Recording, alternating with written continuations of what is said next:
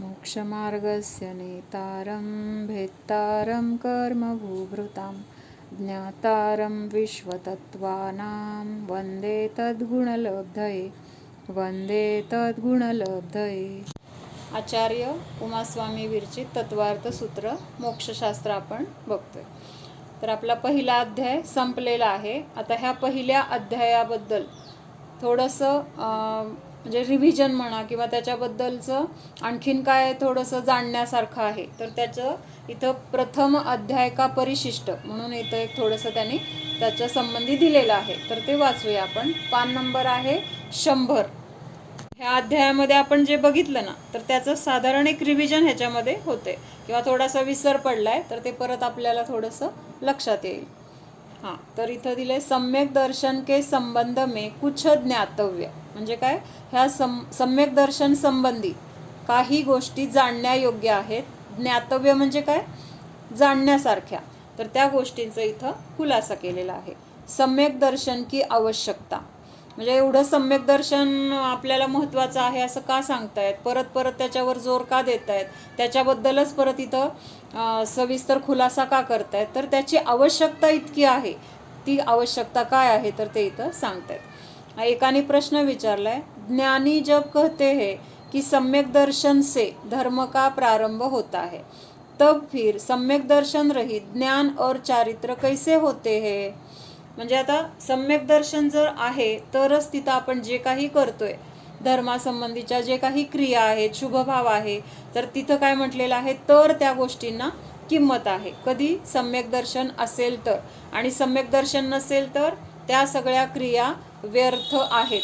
म्हणजे असं वाटतं ना, आपण आयुष्यभर धर्म केलाय, आयुष्यभर उपवास तापास केले, एवढी सगळी व्रतं केली, असं आपल्याला सगळ्यांना वाटतं. पण ही सगळी व्रतं केले किंवा एवढ्या सगळ्या तीर्थयात्रा केल्या आम्ही, पण ह्याच्या पाठीमागं आपल्याकडं सम्यक दर्शन आहे का किंवा त्याच्यासाठी आपण प्रयत्न केलाय का, हा विचार आपण करायला पाहिजे. आणि जर सम्यक दर्शनासाठी प्रयत्न केला नसेल किंवा सम्यक दर्शनाचं आपल्याला महत्त्व नसेल तर ह्या सगळ्या क्रिया काय आहेत, शून्य आहेत. म्हणजे किती जरी केलं तरी हाती काय लागलं, शून्यच मिळाल्यासारखं आहे. मग आता प्रश्न काय विचारलाय, जर सम्यक दर्शन नाही तर मग हे सम्यक दर्शन नसलेलं ज्ञान आणि चारित्र्य कसं असणार आहे. कारण ज्ञान, चारित्र्य आणि श्रद्धा हे जीवाचे गुण आहेत. मग सम्यक दर्शन म्हणजे काय, तर श्रद्धा गुणाची पर्याय आहे. श्रद्धा गुण जो आहे तर त्याचं सम्यक परिवर्तन किंवा सम्यक रूपाने त्याचं परिणमन, ह्याला सम्यक दर्शन म्हटलंय. मग जर श्रद्धा गुण सम्यक झाला नाही तर त्यावेळेस असणारा ज्ञान आणि चारित्र्य गुण कसा असेल, हा प्रश्न इथं विचारलाय. लक्षात आला प्रश्न. म्हणजे तीर्थ सम्यक दर्शन नाही तर त्यावेळेस असणारं ज्ञान आणि चारित्र्य कसं असेल. तर उत्तर दिलंय, यदि सम्यक दर्शन न हो तो 11 अंग का ज्ञाता भी मिथ्या ज्ञानी है. 11 अंग का ज्ञाता कोण असतो, 11 अंगाचं ज्ञान कुणाला असतं, आपण म्हणतो ना 12. गंधर पण नाही नाही नाही नाही नाही गंधर नाही, गंधर नाही. 11 अंग म्हणजे मुनी अवस्था आहे एवढं तर नक्की आहे. मुनी तर ते आहेत, कारण मुनींच्या म्हणजे मुनी असल्याशिवाय एवढं 11 अंगाचं ज्ञान होणं अशक्य आहे. म्हणजे आपल्या अवस्थेमध्ये आता आपण गृहस्थ आहोत ना, तर आपल्याला आता 11 अंगाचं ज्ञान झालंय असं होणं शक्य नाही. मग अशा अंगाचं ज्ञान होतंय कुणाला, तर ते नियमाने मुनी आहेत. पण त्यांना जर सम्यक दर्शन नसेल तर त्यांचं ज्ञान काय म्हटलं जाणार आहे, मिथ्या ज्ञान म्हटलं जाणार आहे. और उनका चारित्र भी मिथ्या चारित्र है. आणि त्यांचं जे काही आचरण असेल, मग बाहेरून आचरण कसं दिसतंय, काटेकोरपणे सगळं पालन करताना दिसत आहेत. त्यांचे जे काही नियम आहेत किंवा जे काही 28 मूलगुण आहेत, सगळं काही चर्या अगदी काटेकोरपणे, कुठंही तिथं काही चूक होत नाहीये. तसं असताना सुद्धा त्यांच्या ह्या चारित्राला काय म्हटलंय, मिथ्या चारित्र. मिथ्या म्हणजे खोटं चारित्र किंवा खोटं ज्ञान म्हटलेलं आहे. का खोटं म्हटलेलं आहे, तर तिथं एक सम्यक दर्शन नाही. आणि एक सम्यक दर्शन असेल आणि तिथं बाहेरून एक छोटासा नियम असेल किंवा नियम पण नसेल तरी सुद्धा तो जीव कसा आहे, वंदनीय म्हटला जातो. म्हणजे मुनींच्या मनाने आता ही अवस्था काय आहे, गृहस्थ अवस्था आहे, घरामध्ये राहतोय, आणि तरी सुद्धा तिथं काय म्हटलं जाईल, सम्यक दर्शन असल्यामुळं त्या जीवाला इतकं महत्त्व प्राप्त होतं की एखाद्या 11 अंगाच्या मुनींना पण ते महत्त्व नाहीये. मग आपण बघतो कशाला, बाहेरून कुठली अवस्था आहे, व्रत नियम संयम घेतलेत किंवा एवढं सगळं त्यांना ज्ञान आहे, म्हणजे तिथं त्या बाहेरच्या क्रियेला आपण महत्त्व देतो. तिथं आपल्याला सम्यक दर्शन असणं गरजेचं आहे. म्हणजे हे दुसऱ्याचं नाही बघायचं, आपल्याला आपलं बघायचं आहे. आपले पण अशाच मान्यता असतात की आज हे करायचं आहे, आज एवढं, आज एकासन आहे, उपवास आहे, आज तीर्थयात्रेला जायचं आहे, इकडं जायचं आहे, आणि ते केलं नाही तर काय होणार आहे, माझा धर्म होणार नाही. किंवा आता खूप असं पाहिलेले लोक आहेत की म्हणजे सगळं काय जे काही पाठांतर केलेलं, पूर्वीच्या सगळ्यांना खूप पाठांतर असायचं, कितीतरी स्तोत्र भक्तांबर असेल, अजून कुठल्या 12 भावना असतील, तर त्या सगळ्या म्हणणार ते. जोपर्यंत ते म्हणून होत नाही तोपर्यंत त्यांना काय आहे, चैन पडत नाही. का चैन पडत नाही, तर त्या क्रिया केल्या तर धर्म झाला ही मान्यता आहे. मग ते म्हणत असताना आपण काय म्हणतोय, त्याचा अर्थ काय आहे, त्याचा भाव काय आहे, त्याच्यातून मला काय ग्रहण करण्यायोग्य आहे, हा काही विचार नाही आहे. फक्त तोंडात शब्द बसलेले आहेत आणि पूर्वीपासून ते पाठांतर आहे आणि एकदा म्हणून ते काय केलं, पूर्ण केलं. मग ते म्हणत असताना सगळे घरातली कामं करणार. लक्ष कुठं असतं, मग कामं करण्यात असतं, म्हणण्याकडे लक्ष नसतं. तोंडाने म्हणायची क्रिया चालू आहे आणि डोक्यात विचार काय आहे, हे काम करायचं, हे असं करायचं. म्हणजे तिथं आपण काय म्हणतोय ह्याच्याकडे आपलं स्वतःचंच लक्ष राहत नाही. म्हणून तिथं त्या क्रियेला पण काही अर्थ नाही, त्या ज्ञानाला पण काही अर्थ नाही, जर सम्यक दर्शन नसेल तर. तात्पर्य यह है, सम्यक दर्शन के बिना व्रत जप तप भक्ति प्रत्याख्यान आदि जितने भी आचरण है वे सब मिथ्या चारित्र है. प्रत्याख्यान कशाला म्हटलेलं आहे, प्रत्याख्यान म्हणजे काय,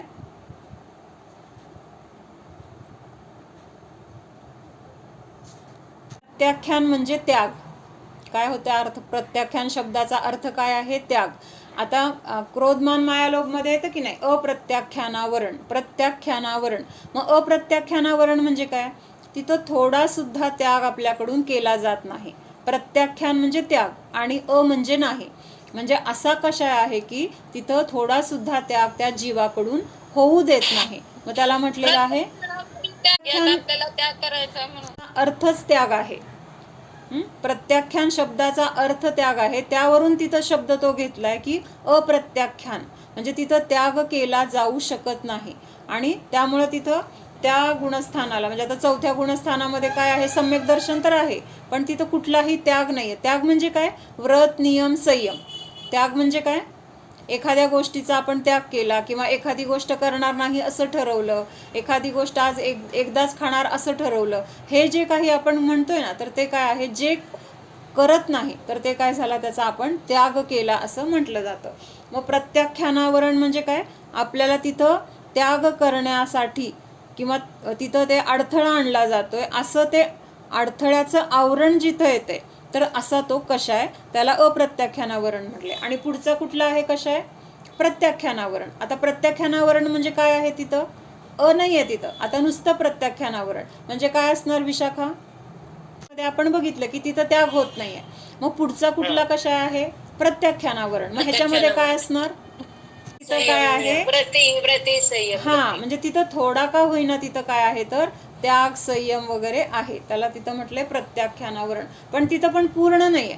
म्हणजे प्रत्याख्यानावरण कोणाकडे असणार आहे, म्हणजे जिथं अनंतानुबंधी तर गेलेलं आहे, अप्रत्याख्यानावरण पण गेल्यानंतर तिथं देश संयम येतो, आणि प्रत्याख्यानावरण गेल्यानंतर तिथं मग महाव्रत वगैरे धारण करतात. पण जोपर्यंत प्रत्याख्यानावरण तिथं आहे, प्रत्याख्यानावरण नावाचा कशाय आपल्यामध्ये आहे, तर काय होणार, थोडासा नियम घेतला जाणार पण पूर्ण त्याग आपल्याकडून होणार नाही. तर ते काय झालं, म्हणून प्रत्याख्यान शब्दाचा अर्थ काय आहे, त्याग असा होतो. म्हणून ते समयसारमध्ये एक आहे गाथेमध्ये, नाणम पच्चक खाणम, म्हणजे काय आहे, ज्ञानच प्रत्याख्यान आहे. म्हणजे आपल्याला जर त्याग करायचा आहे किंवा आपल्याला एखादी गोष्ट सोडायची किंवा एखादा नियम घ्यायचा आहे, तर आपण तो आपल्या विचारात घेतो की नाही, पहिल्यांदा मला असं करायचंय असं आपल्या विचारामध्ये म्हणजे ज्ञानामध्ये ठरतं. म्हणून त्या ज्ञानामध्येच त्याग होतोय किंवा त्या ज्ञानामध्येच ग्रहण केलं जातंय, अशा अर्थाचं तिथं समयसारमध्ये गाथा आहे.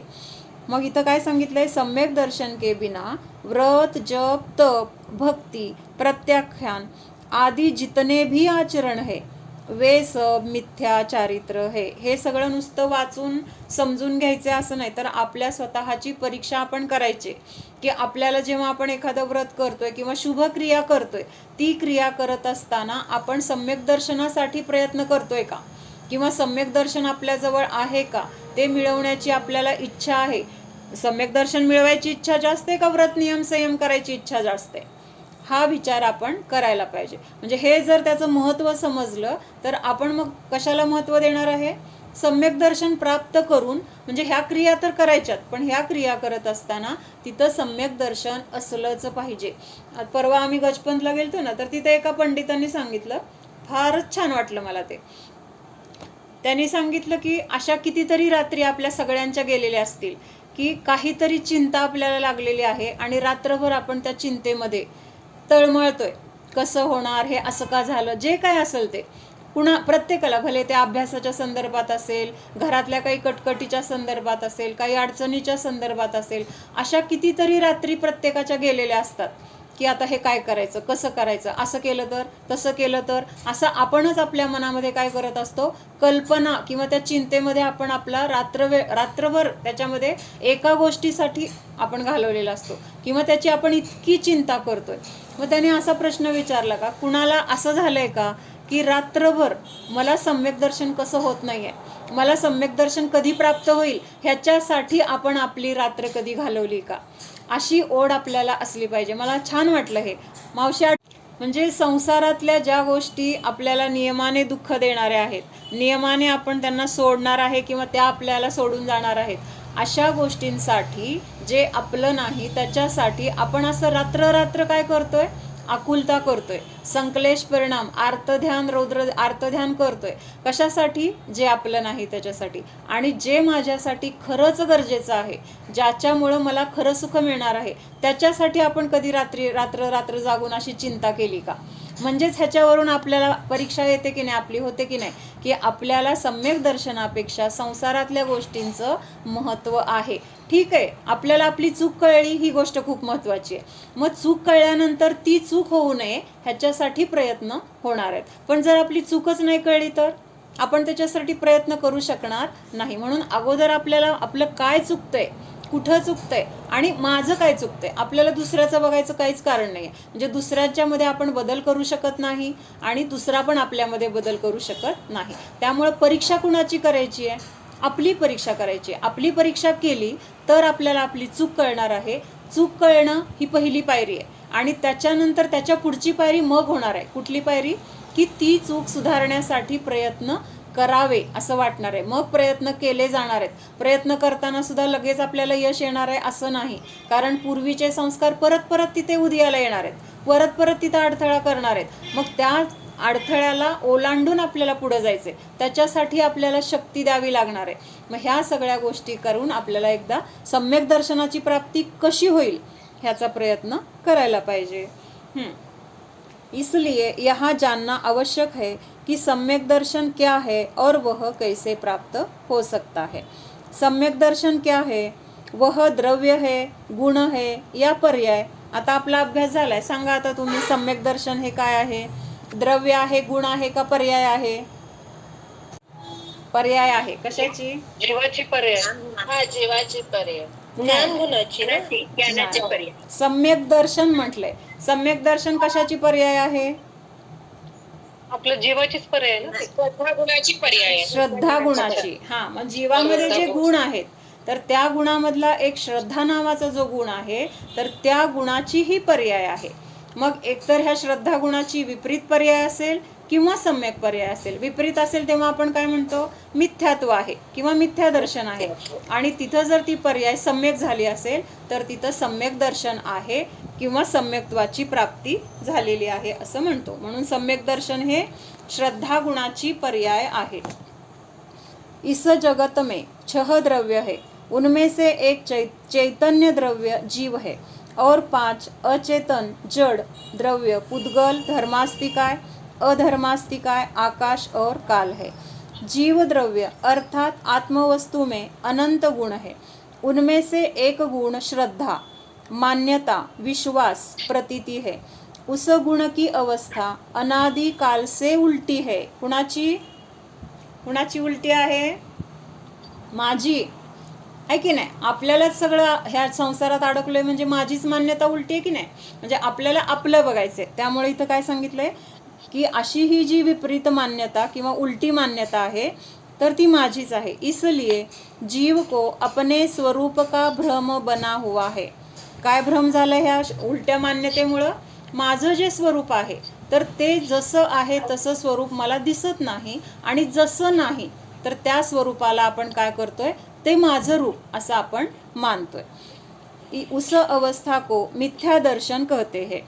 उस श्रद्धा गुण की सुलटी शुद्ध अवस्था सम्यक दर्शन है. इस प्रकार आत्मा के श्रद्धा गुण की शुद्ध पर्याय सम्यक दर्शन है. कळलं? सम्यक दर्शन कशाला म्हटलंय? गुणाची निर्मल पर्याय किंवा श्रद्धा गुणाचं जसं वस्तूचं स्वरूप आहे त्याच्यानुसार त्याचं मान्यता किंवा तसं त्याचं एक पक्का विश्वास, तर ह्याला काय म्हटलेलं आहे? सम्यक दर्शन. हे सम्यक दर्शन कधी होणार आहे? तर अगोदर ज्ञान आपल्याला झालं पाहिजे. श्रद्धा कशी आहे म्हणून सांगितलं होतं? श्रद्धान हे नेहमी आंधळं असतं. म्हणजे त्या श्रद्धेमध्ये हेय काय, उपादेय काय हे तिथं ओळखण्याची त्याची जबाबदारी पण नाही किंवा ते त्याचं काम नाही. कुणाचं? श्रद्धा गुणाचं. लक्ष देऊन ऐका, महत्त्वाचा विषय आहे. काय सांगितलंय? श्रद्धा ही कशी असते? आंधळी असते. आंधळी का असते? ती बघत नाही. काय चांगलं आहे काय वाईट आहे हे ती बघणार नाही. म्हणजे तिने स्वतःचे डोळे स्वतःच बांधलेत. माझं ते काम नाही आहे. मी काय करणार आहे? फक्त ज्ञानाने मला जे दाखवले की हे माझं आहे किंवा हे माझं नाही, असं ज्ञानाने मला जे दाखवले त्याच्यामध्ये ती श्रद्धा फक्त काय करते? अहम करते. अहम करते म्हणजे काय करते? त्याच्यावर ते माझं स्वरूप आहे असा शिक्का मारते किंवा तसा विश्वास तिथं काय होतो? आपल्या मनामध्ये निर्माण होतो. लक्षात येते का काय म्हटलंय मला? काय सांगायचंय मला? श्रद्धेचं काम ज्ञान करणं हे श्रद्धेचं कामच नाही आहे. म्हणजे हे योग्य आहे का अयोग्य आहे हे बघण्याचं काम श्रद्धेचं नाही. म्हणून श्रद्धेला आंधळी म्हटलंय.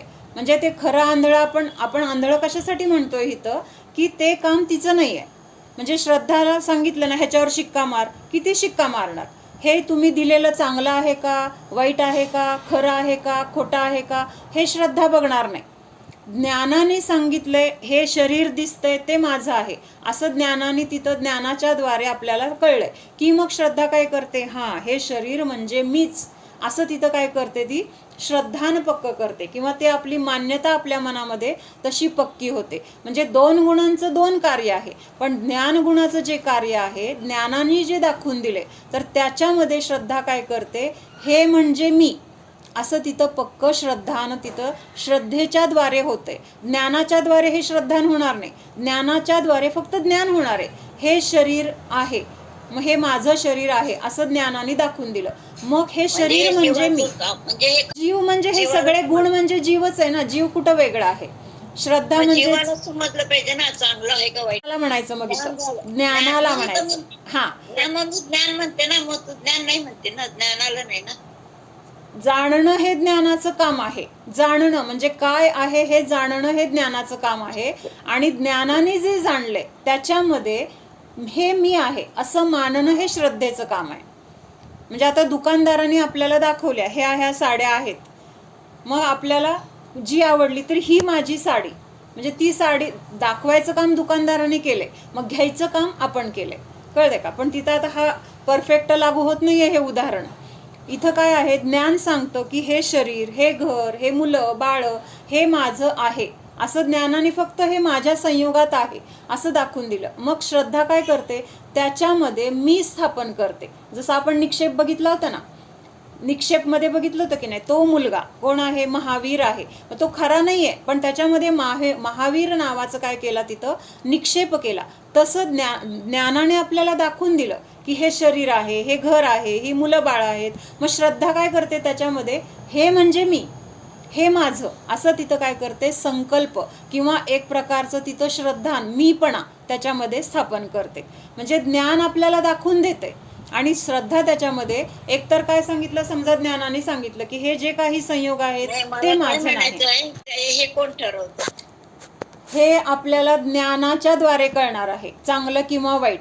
पण ज्ञानाने जर चुकीचं, मी तेच म्हणते ना, ज्ञानाचंच काम आहे ना हे.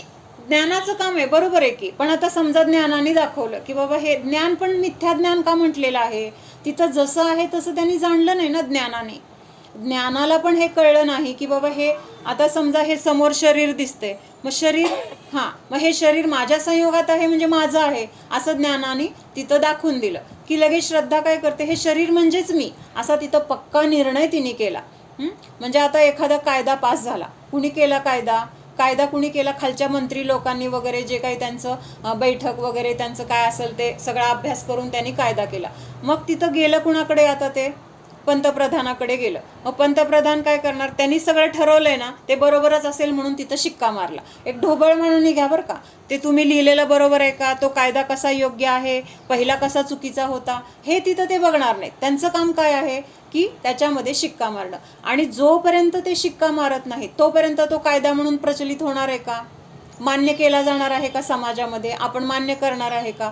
जरी सांगितलं नाही आता हे सगळा ठराव पास झालाय किंवा पास होणार आहे, आता ते म्हणजे पंतप्रधानांकडे जाईल आणि तिथं मग ते काय होणार आहे, त्याच्यावर मान्यतेची सही होणार आहे. पण जोपर्यंत सही होत नाही तोपर्यंत किती जरी गाजावाजा केला तरी त्याला किंमत आहे का? नाही आहे. तसं ज्ञानाने किती जरी काय सांगितलं की हे घर माझं आहे, हे शरीर आहे, असं आहे तसं आहे, हे ज्ञानाच्या द्वारे समजलं, पण तिथं श्रद्धा जोपर्यंत त्याच्यामध्ये अहम करत नाही तोपर्यंत त्या ज्ञानाने जे काही केलंय त्याला किंमत नाही. म्हणून सम्यक दर्शनाला महत्व आहे. जेव्हा ज्ञान सांगतं, भेदविज्ञान झालंय, भेदविज्ञान ज्ञानामध्ये होणार आहे. भेदविज्ञान कुठं होणार आहे? ज्ञानामध्ये होणार आहे. ज्ञानाने जाणलं की हे घर माझं नाही, हे शरीर माझं नाही. का माझं नाही? तर जीवाचं स्वरूप वेगळं आहे, पुद्गलाचं स्वरूप वेगळं आहे. हे ज्ञानाने जाणलं आणि हे जाणलेलं मग श्रद्धागुण काय करते, त्याच्यावर शिक्का मारते. शिक्का मारते आपल्याला माहिती आहे म्हणून मी शिक्का मारते असं बरं का, तसं प्रत्यक्षात आपल्या अंतरंगात शिक्का नाही आहे किंवा काय नाही आहे, पण त्याच्यामध्ये श्रद्धा अहम करते की हां, हे ज्ञानाने दाखवलंय ना, इथं त्यांनी भेदविज्ञानपूर्वक दाखवलंय, ठीक आहे, ज्ञानाने दाखवलंय ना, मी शिक्का मारणार. म्हणजे हे शरीर मी नाही आहे. आता माझा अहम कुठं झाला? माझ्या जीवामध्ये. अहम म्हणजे काय लक्षात येतं ना? अहम म्हणजे मीपणा. मग त्या शरीरामध्ये जो मीपणा अगोदरच्या ज्ञानाने दाखवला होता, तर तो आता ह्या ज्ञानाच्या द्वारे नष्ट झाला. कारण ह्या ज्ञानाने काय केलं? आता भेद केलाय, माझं काय आहे आणि माझं काय नाही. हा भेद केल्यानंतर श्रद्धा तिथं ह्या जीवामध्ये मीचा अहम करते. हा जीव किंवा हे जीवाचं स्वरूप म्हणजे मी, आणि हे जीव सोडून जे बाहेर आहे ते मी नाही, ते माझं नाही. हे काम कुणी केलं? कुणी केलं?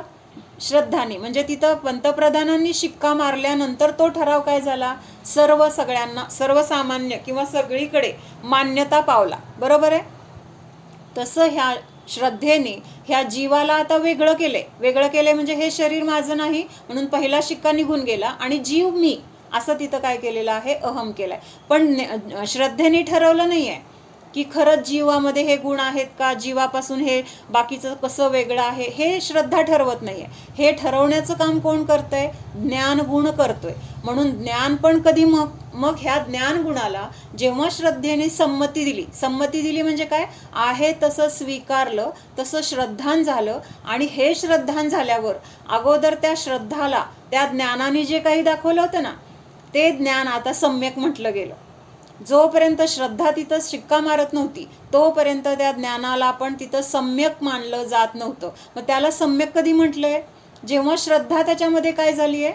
अहमपणाने तिथं त्या श्रद्धेने ते स्वीकार केलाय, त्यावेळेस तिथं काय झालेलं आहे? ते ज्ञान पण सम्यक म्हटलं जाईल. मग अगोदरच आपण कुठले तरी व्रत वगैरे नियम घेतले होते, पण तेव्हा सम्यक्त्व नव्हतं, मग तेव्हा ते काय होतं? मिथ्याचारित्र. पण आता श्रद्धा काय झाली आहे? सम्यक रूपाने परिणमित झालेली आहे. सम्यक रूपाने म्हणजे जीवाला जीव, म्हणजे जीवाला मी आणि परद्रव्याला माझं अस्तित्व नाही, असं तिथं तिने काय केलेलं आहे? पक्का निर्णय केलेला आहे. जेव्हा आपण म्हणतो ना हे घर माझं आहे असा निर्णय केला, त्यावेळेस आणखीन एक निर्णय झालाय. कुठला निर्णय झालाय? हे घर माझं आहे असा माझा पक्का निर्णय झाला. आता पक्का निर्णय झाल्यानंतर तिथं काय झालेलं आहे? त्याच्याबरोबर आणखीन एक निर्णय झालाय. कुठला निर्णय असेल सांगा? हे पण महत्वाचं आहे. एकाच वेळेस झाले हे दोन्ही पण. हे घर माझं आहे असं म्हणत असताना हे घर सोडून बाकीचं जे आहे तर ते माझं नाही, हा पण निर्णय त्याच वेळेस झालेला आहे. त्याच त्या ठरावामध्ये हे पण पास झाले श्रद्धेच्या, हे माझं आहे ना, मग हे माझं नाही असं श्रद्धेने तिथं स्वीकारलेलं आहे. म्हणजे शिक्का मारलेला आहे. लक्षात येतंय? म्हणजे श्रद्धा गुणाचं कार्य काय आहे, ज्ञान गुणाचं कार्य काय आहे, दोघांचं कार्य कसं भिन्न आहे, आणि श्रद्धा गुणाला महत्त्व का आहे, ज्ञानाचं कार्य आधी तेच असताना सुद्धा त्याला आधी सम्यक का म्हटलं नाही, नंतर सम्यक का म्हटलं, हे लक्षात येते सगळ्यांच्या. त्याच्यानंतर मग त्या चारित्राला पण तेव्हा काय म्हटलं जाईल की सम्यक चारित्र असं म्हटलं जाईल. हां, मग सम्यक दर्शन जीवद्रव्य के श्रद्धा गुण की एक निर्मल पर्याय है इस जगत में, हे वाचले आपण. हाँ, आता पुढचं, श्रद्धा गुण की मुख्यता से निश्चय सम्यक दर्शन की व्याख्या.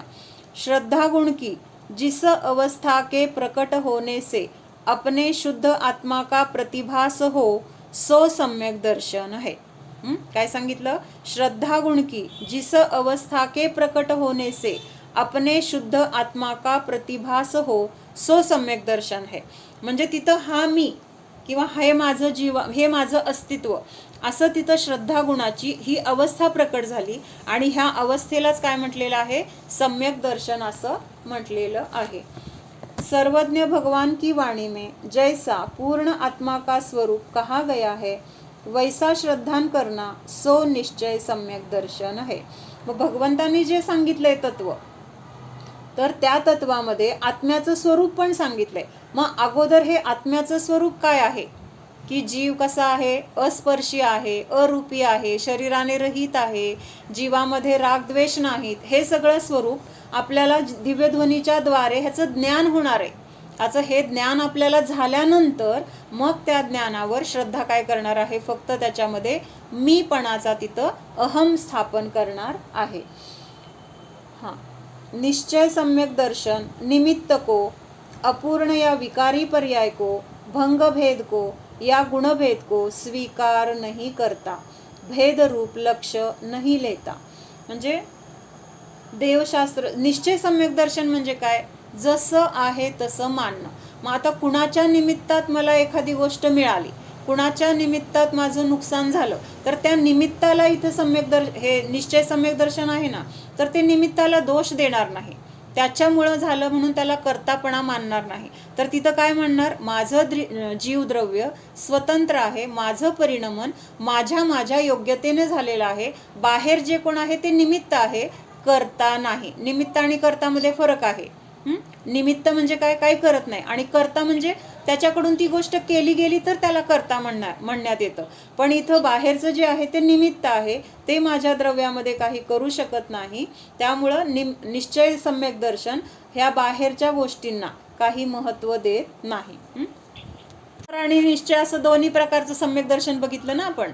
व्यवहार सम्यक दर्शन म्हणजे काय, हा ठीक आहे. व्यवहार सम्यक दर्शन म्हणजे काय, खऱ्या देवशास्त्र गुरूंवर श्रद्धान, त्यांनी सांगितलेल्या 7 तत्वांवर श्रद्धान, त्याच्यानंतर अजून स्व आणि पर ह्याच्यामध्ये तिथं फरक आहे हे तिथं दाखवून दिलं. म्हणजे हे सगळं काय आहे, व्यवहाराच्या द्वारे आपण जाणतोय. आणि ह्या 3 गोष्टींच्या द्वारे जेव्हा भेद झाला तेव्हा मी कोण आहे त्याच्यामध्ये आपण रमणं किंवा त्याचा स्वीकार, त्या अस्तित्वाचं श्रद्धान, हे काय आहे तर निश्चय सम्यक दर्शन. पहिल्या 3 गोष्टी काय आहेत, व्यवहार सम्यक दर्शन मध्ये येणार, आणि आत्म्याबद्दलचं श्रद्धान, जसं आहे तसं अहमपणा, हे काय आहे, अहमपणा म्हणजे आता इथं गर्व ह्या अपेक्षेने घ्यायचं नाही, त्याच्यामध्ये मीचं अस्तित्व स्वीकारणं, ह्याला अहम म्हटलेलं आहे. आणि जेव्हा आपण बाहेरच्या गोष्टीमध्ये अहमपणा करतो, म्हणजे शरीरामध्ये मीपणा किंवा परद्रव्यामध्ये मी माझेपणा, तर हे सगळं काय आहे, मग मिथ्या आहे.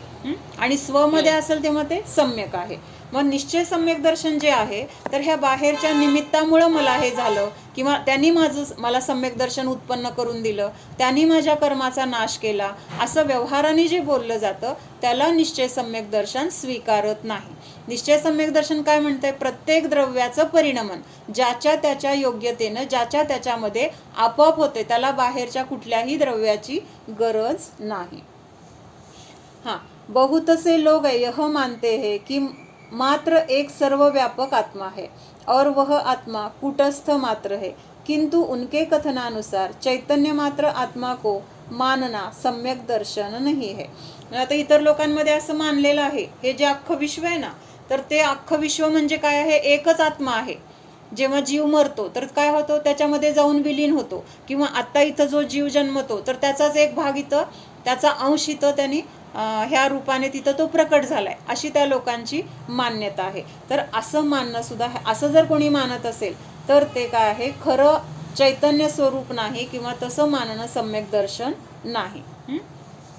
पुढं सांगितलं की स्वरूप का श्रद्धान, आत्मश्रद्धान, स्वरूप यथार्थ, स्वरूप की यथार्थ प्रतीत श्रद्धान, परसे भिन्न अपने आत्मतत्वा आत्मा की श्रद्धा रुची. म्हणजे असं हे सम्यक दर्शनासाठी वेगळे वेगळे त्यांनी काय सांगितले शब्द. म्हणजे प्रत्येक ग्रंथामध्ये असे वेगळे वेगळे शब्द आलेले आहेत, पण ह्या सगळ्यांचा भाव एकच काय आहे, तर स्वतःच्या स्वरूपाबद्दलचा जो काही विश्वास आहे, श्रद्धान आहे, तर तेच सम्यक दर्शन आहे.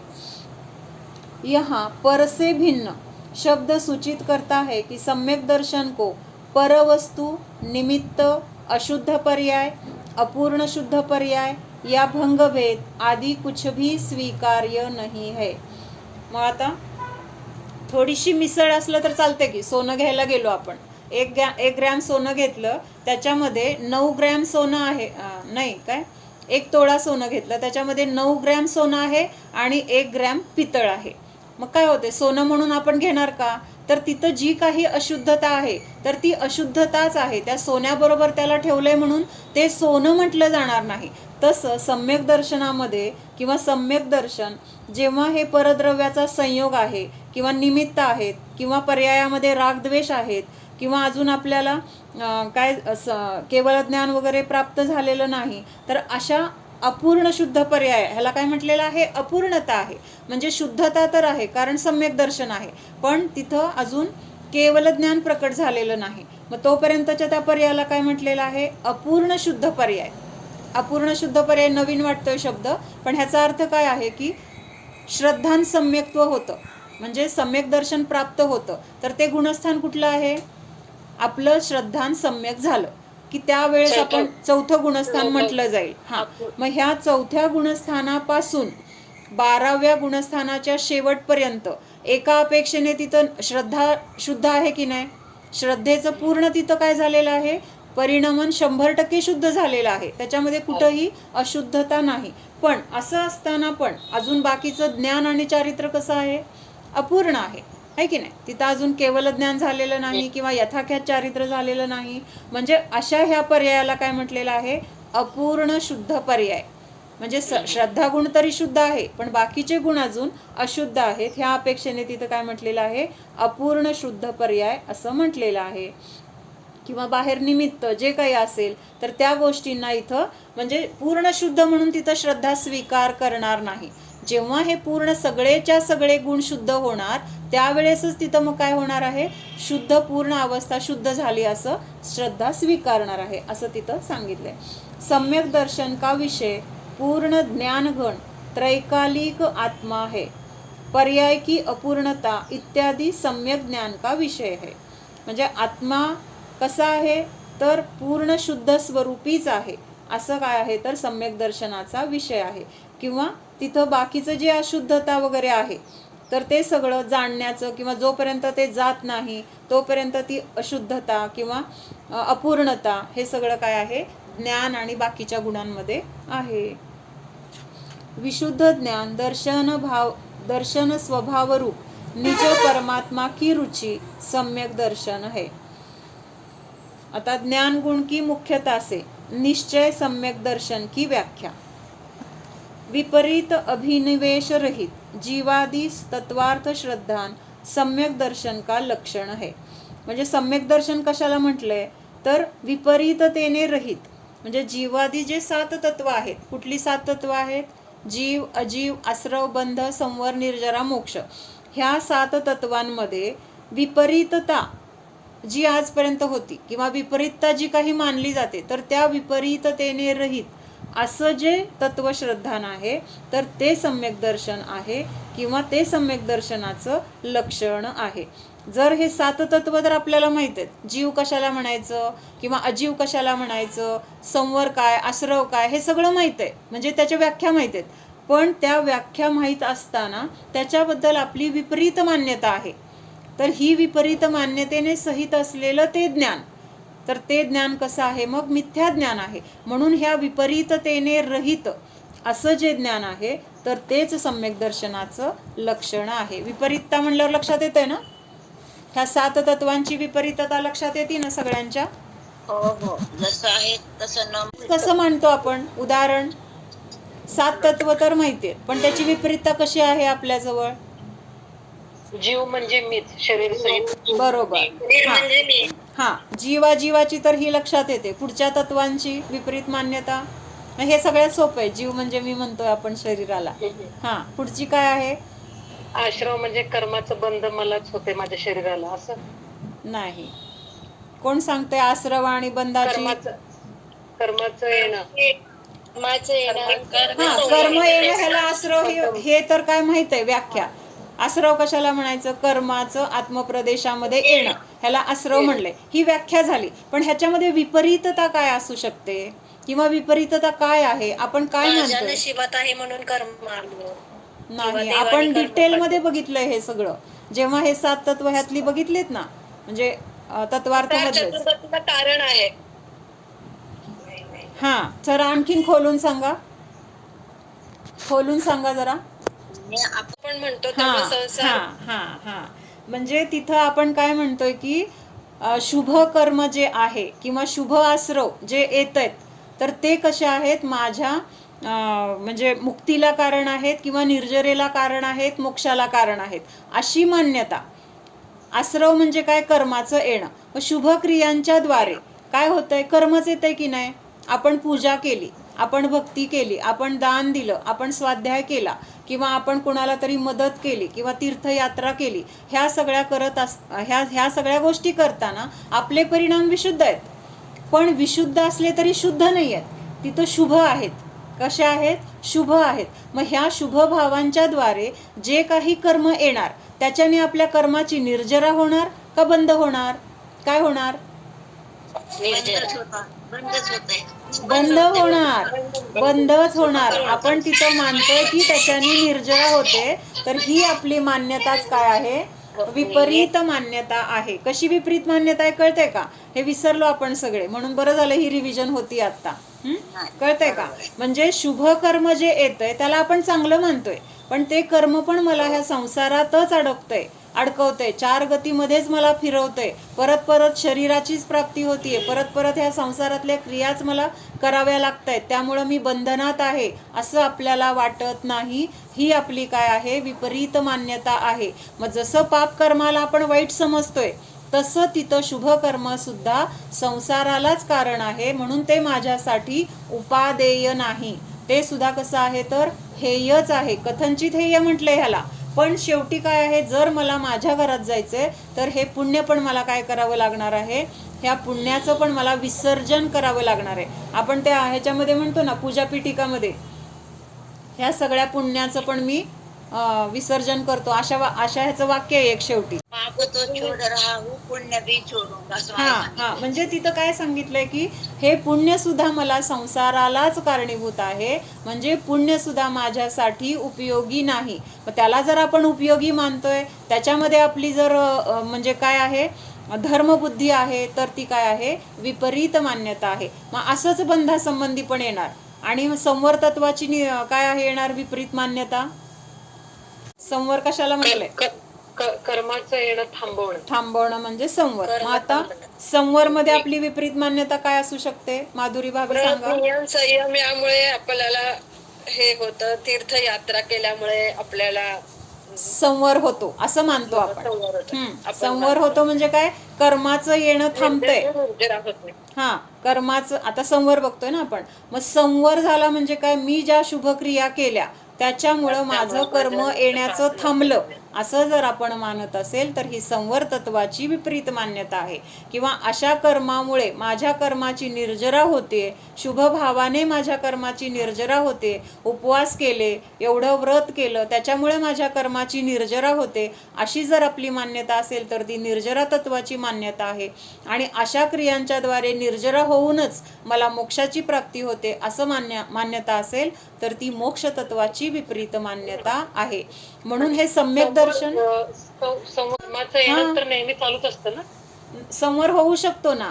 मग सम्यक दर्शन म्हणजेच काय आहे? आपल्याला आपल्या आत्म्याची जाणीव, आपल्या आत्म्याचं जे श्रद्धान, त्याच्यामध्ये आपला अहमपणा, असं आपल्या आत्म्याला आपण जाणतोय ना, तर ते सम्यक दर्शन. मग त्यावेळेस आपण आत्म्याला जाणत असताना तिथं शुभ पण नाही आणि अशुभ पण नाही. तिथं कुठली आपण शुभक्रिया करतोय का?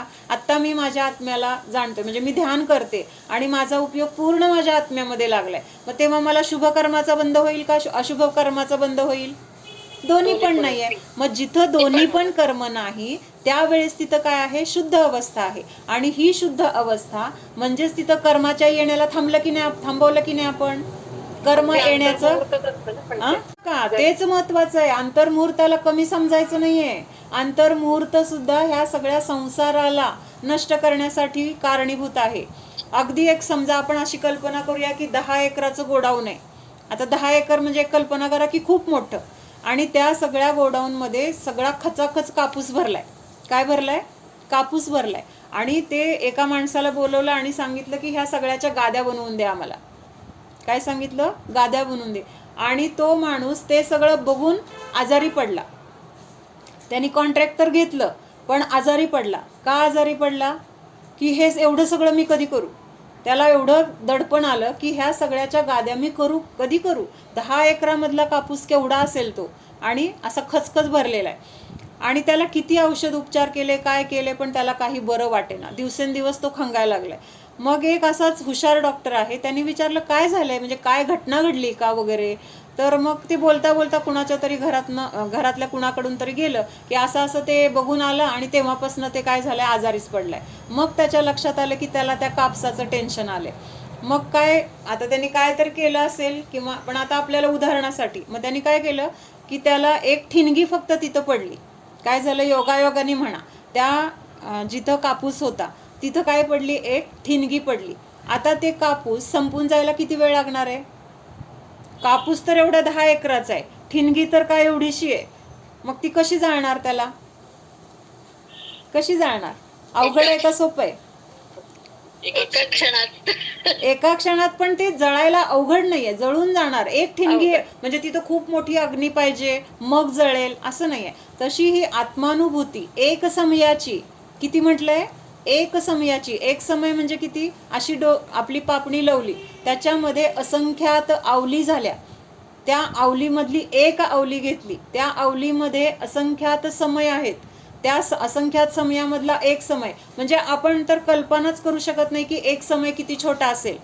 कळतंय का? त्या एक समयाची अनुभूती, आपल्या आत्म्याची आपल्याला झालेली जाणीव, तर ती जाणीव ह्या असल्या अनंत डोंगरा एवढी कर्म असतील त्या सगळ्या कर्मांचा नाश करण्याची शक्ती त्या अनुभूतीमध्ये आहे. त्यामुळे त्याला कमी लेखायचं नाहीये, एवढंच आहे असं समजायचं नाही. उलट असं आहे, माझ्याकडे तेवढं जरी असलं ना मला पुरेसं आहे. एवढासा हिराचा आपल्याकडे काय आहे? खडा आहे किंवा हिरा आहे, अगदी छोटा आहे. आणि दुसऱ्या माणसाकडे काय आहे? ढिगाणी दगडाची काय दगडाचे असे ढिगारे लागलेले आहेत. मग तो विकायला गेले, आमचे ढिगारे एवढे विकत घ्या. त्याला जास्त पैसे येणार का हिरावाल्याला जास्त पैसे येणार?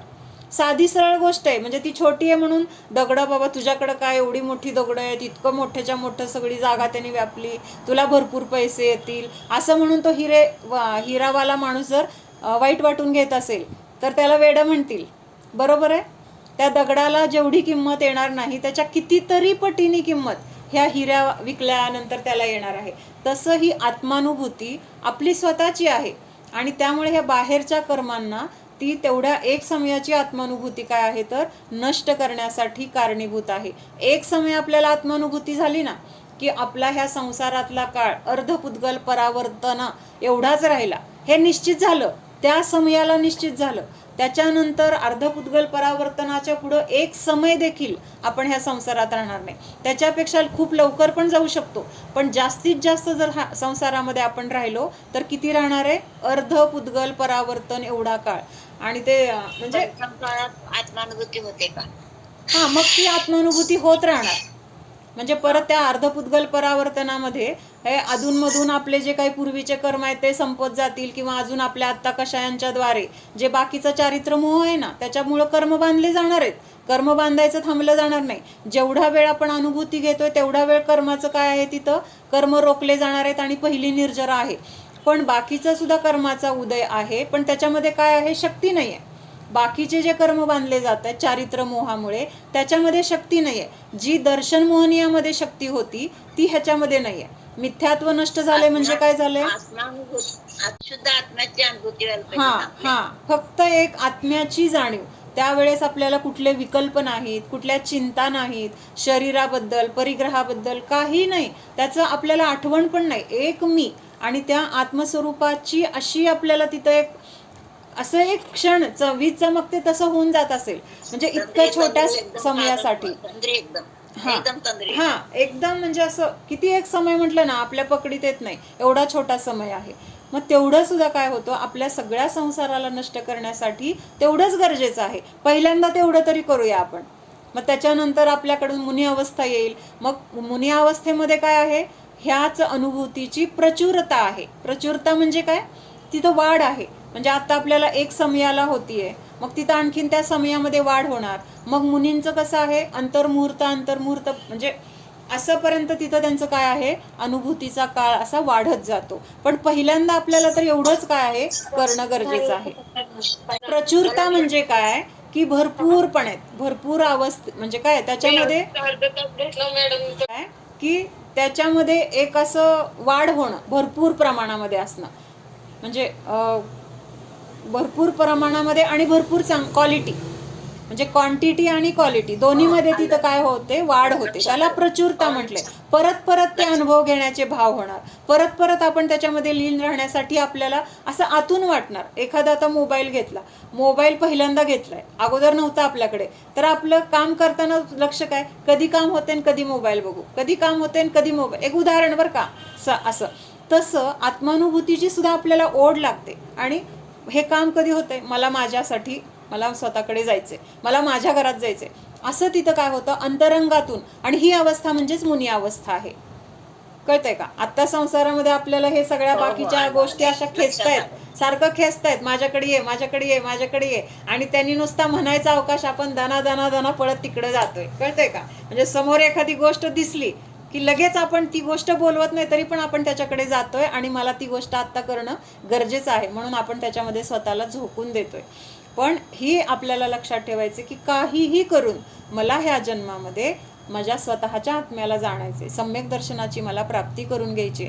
आणि हे एकमेव ध्येय आपलं असलं पाहिजे. बाकीचं किती पैसा, किती काय काय काय, परवाचा मेसेज वाचला असेल तुम्ही, पद, प्रतिष्ठा आणि काय अजून मला आता लक्षात नाहीये, पण म्हणजे ते सगळं आपण जोपर्यंत आपले डोळे उघडे आहेत तोपर्यंत. डोळे झाकलं की आपलं काहीच नाहीये. मग आपलं काय आहे त्याच्याकडे आपण लक्ष देण्यासाठी हा मनुष्य जन्म आहे. होईल पटपट. जीवादि का श्रद्धान सम्यक्त्व है, अर्थात जीवादि पदार्थों के यथार्थ श्रद्धान स्वरूप आत्मा का परिणमन सम्यक्त्व है.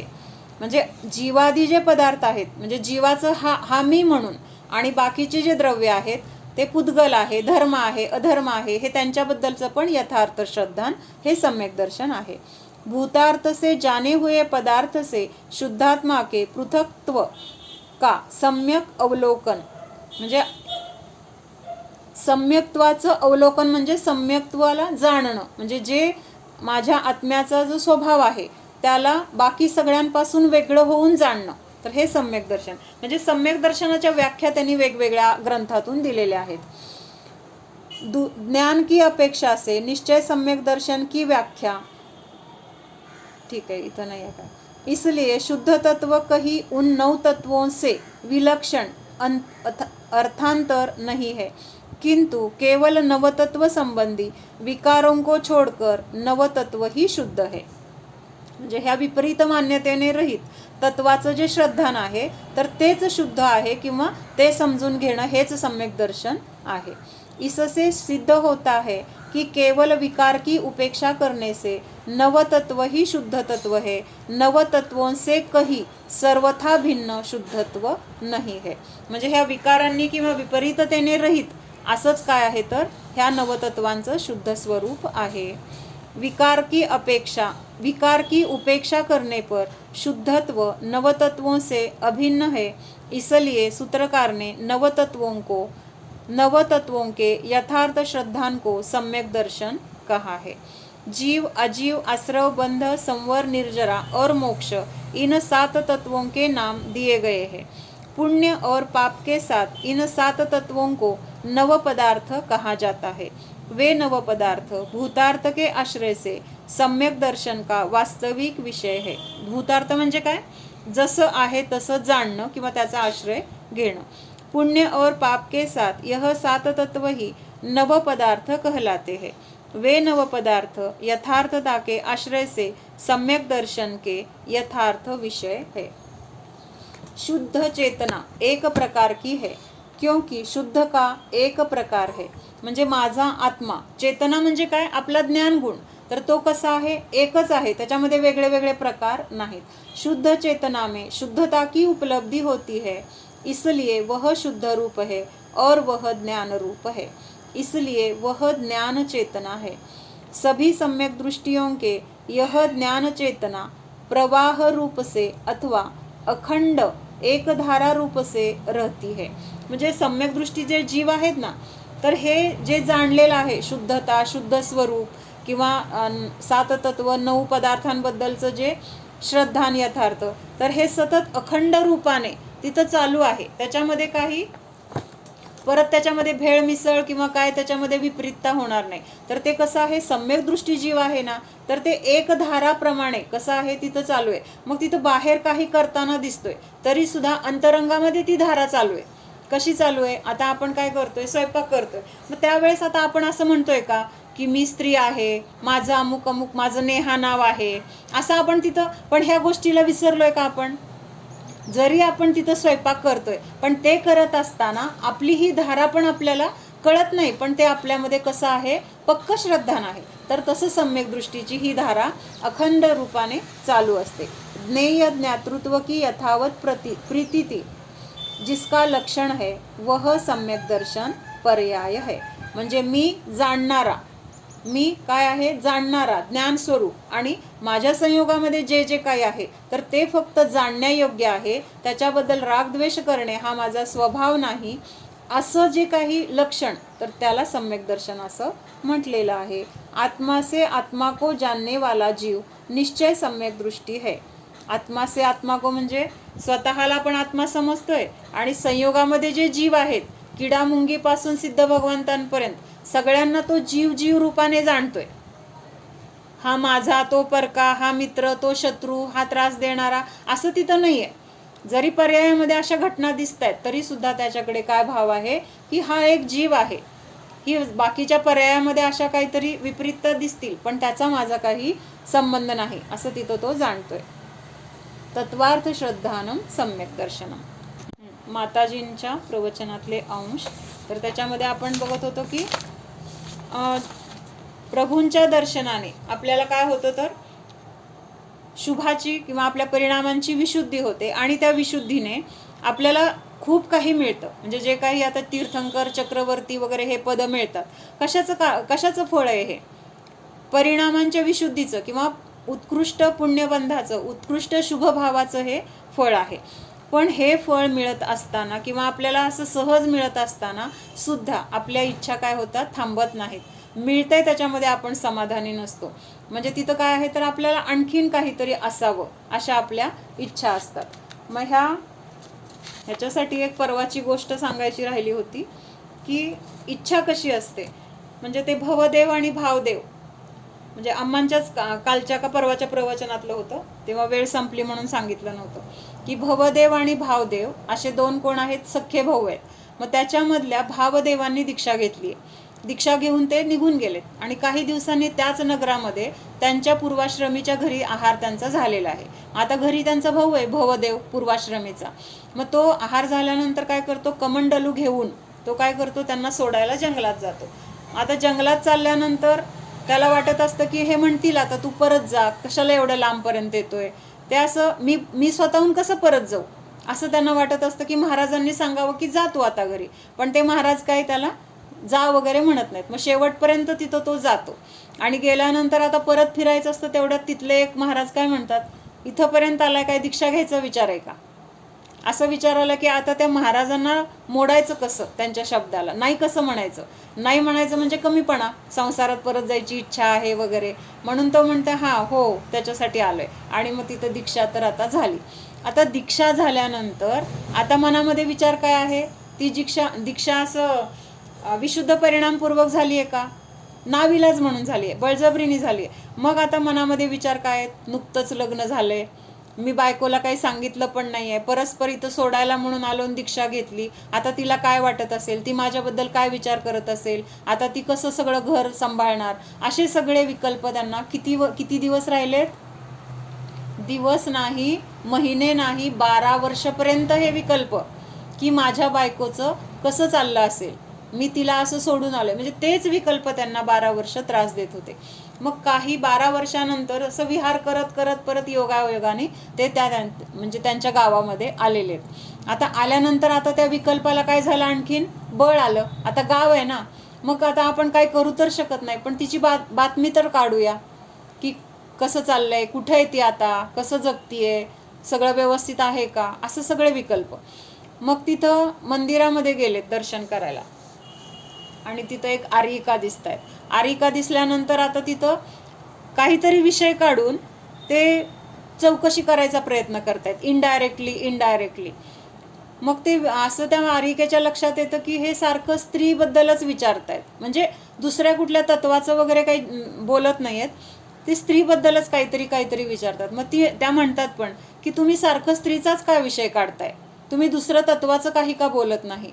मग असं नंतर तरी पण त्यातनं ते सांगत नाहीत डायरेक्टली, पण तिच्या लक्षात येतं की हे बहुतेक त्यांच्या बायकोबद्दल बोलतायत. आणि त्या आर्यिका म्हणजे कोण आहेत, आता त्यांचीच पत्नी. त्यांनी दीक्षा घेऊन घेतलेलं कळलं की लगेच तिने पण दीक्षा घेतली आहे लगेच आणि उत्कृष्ट साधना केली, सांगितली. पण तेच त्यांनी म्हणजे हा ठीक आहे, आता थोडक्यात सांगते मग. म्हणजे आता इथं त्यांनी कुठल्या अपेक्षेने सांगितले, म्हणजे ती एक इच्छा, काय इच्छा होती त्यांना, त्या बायकोचं कसं चाललंय हे बघायचंय, तिला एकदा म्हणजे भेटायचे किंवा तिच्याजवळ माफी मागायची आहे वगैरे.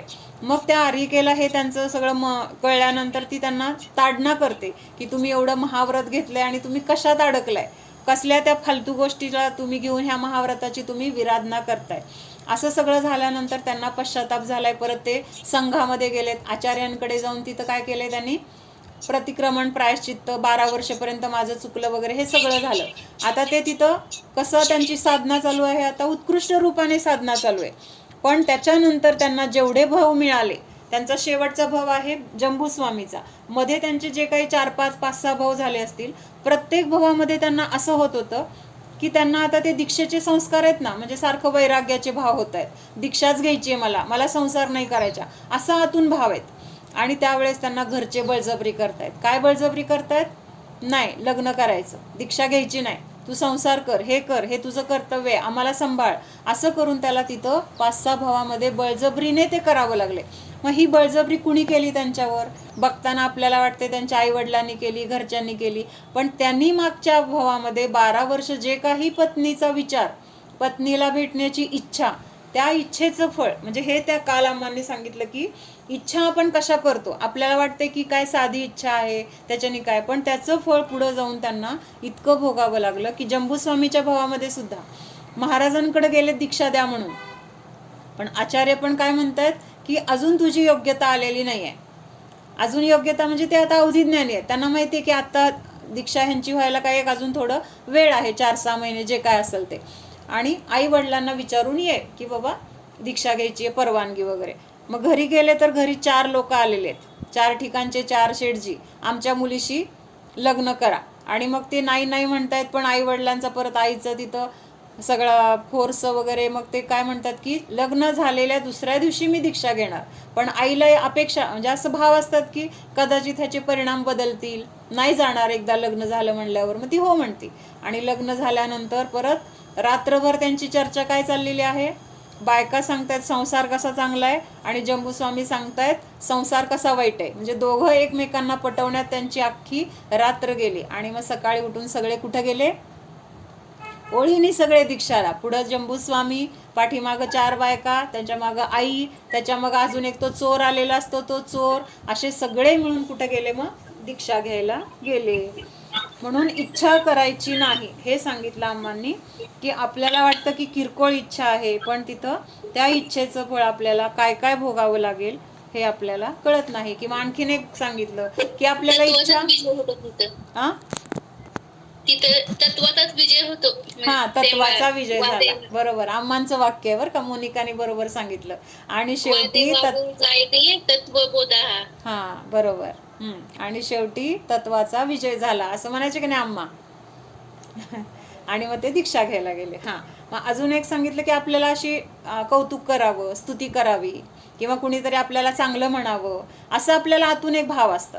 मग ह्या स्तुतीचं सुद्धा म्हणजे ती इच्छा सुद्धा काय आहे, शेवटी कुठंतरी जाऊन आपल्याला संसारालाच कारणीभूत आहे. मग वीरसागर महाराजांचं सांगितलं माताजींनी की एकदा त्यांचं काहीतरी असं, म्हणजे आता तर खूप चाललेलं आहे हे, की दीक्षा दिवसाचं काय संयम दिवस आज हे आहे, काय म्हणतात ग मावशी त्याला, संयम दिवसाचं काय वाढदिवस म्हणजे साजरा करतात ना, दीक्षा दिवस हा तेच की, पण करतात ना त्याला संयम दिवसाचं वर्धापन असं काहीतरी म्हणतात. मग त्याच्यासाठी ते प्रोग्राम वगैरे करतात. मग असंच महाराजांचं काय होता तर म्हणजे ज्या दिवशी दीक्षा घेतली तो दिवस होता, म्हणजे कितीतरी वर्षानंतरची गोष्ट ही. आणि महाराजांना काहीच माहीत नाही आहे की असं त्यांनी प्रोग्राम काहीतरी ठेवला असेल. नातेपुतेमध्ये होते महाराज.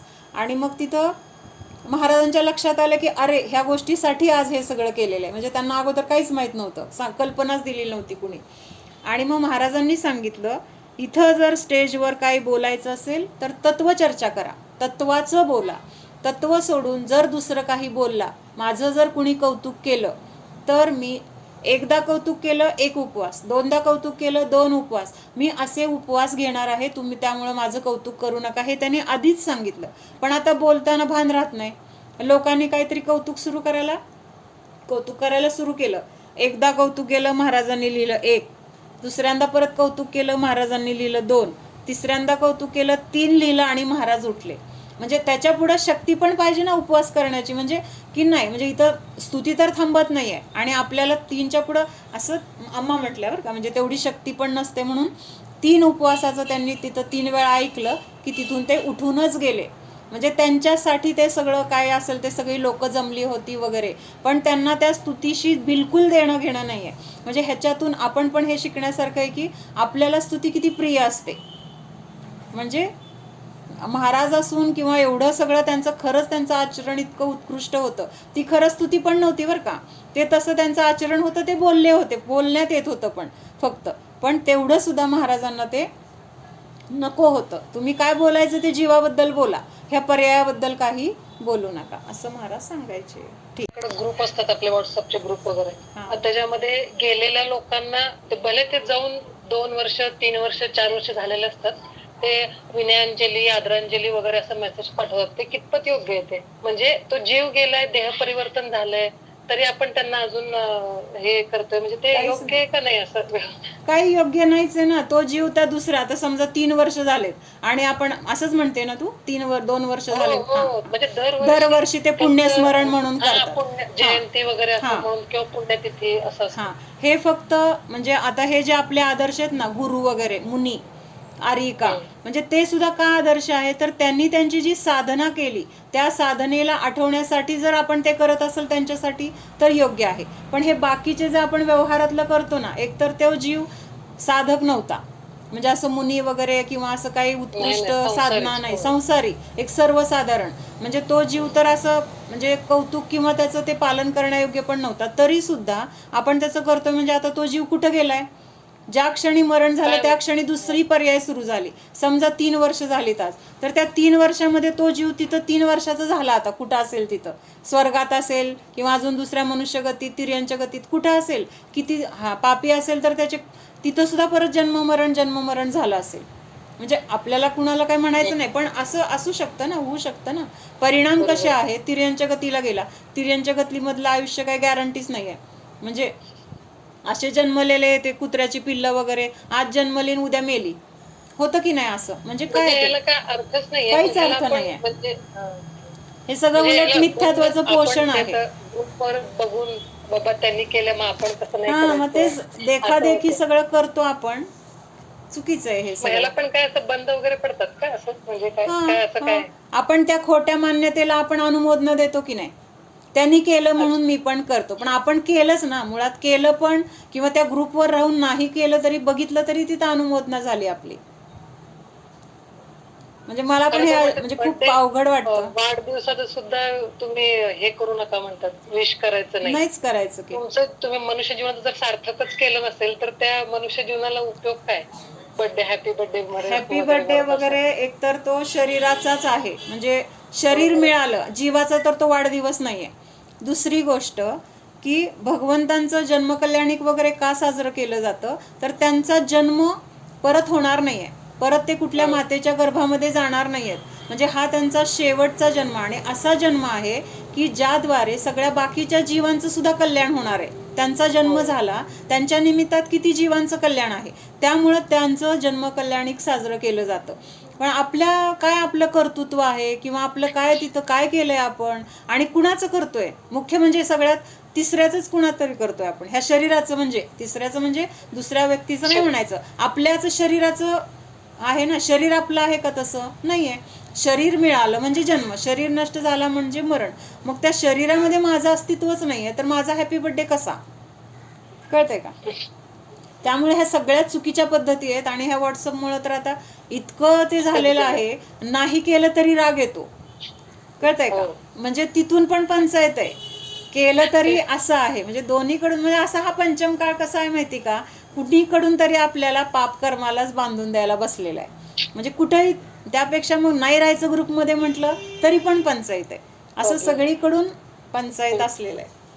पण हे चुकीचं आहे. म्हणजे असं आता 25 वर्ष झालेले, म्हणजे आता मरून 25 वर्ष झाले, 26 वर्ष झाले, त्यांना पण आता, म्हणजे मला तर असं म्हणजे परवा डोक्यात आलं बरं का, की म्हटलं आता त्यांचं शिक्षण पण पूर्ण झालं असेल आणि आपण त्यांची पुण्यतिथी योग्य आहेत एवढं तर आपण मनाशी आपल्या ठाम राहायचंय. म्हणजे बाहेर कधी कधी आपलं नाही चालत, काय नाविलाज असतो. मग ह्या गोष्टींसाठी मग शेवटी प्रतिक्रमण, प्रायश्चित्त, मला ह्या गोष्टी कराव्या लागतात, हा माझं काहीतरी पूर्वीचा दोष, परत असं होऊ नये म्हणून मला ह्याच्यापासून अलिप्त राहण्यासाठी तेवढी दृढता. अशी दृढ राहणारी पण लोक आहेत बरं का. तुम्ही काही करा तिकडं, नावं ठेवा, काही म्हणा, मी माझ्या तत्वाला सोडणार नाही, पण तेवढी दृढता अजून आपल्यामध्ये नाहीये, खरंच नाहीये. म्हणजे मी माझं सांगते बरं का, तेवढी दृढता नाहीये. कळतंय, पण म्हणजे तिथं तेवढी दृढताच कमी पडते शेवटी. कधीच वाटत नाही. हा, मग असं पण आहे ना, आपल्याला जर कळलंय की बाबा मी हे शरीर म्हणजे मी नाहीये, मग कशाला वाढदिवस. मग जसं माझं शरीर मी नाहीये, तसं त्यांचं शरीर ते नाहीये, त्या जीवाचं. हे तर पापाची भरती होण्यासाठी हे सगळं सुरू झालंय. जे काही आपल्याला बघा ना, जे काही मिळालंय ना, त्याद्वारे सगळं पापाचीच भरती आहे.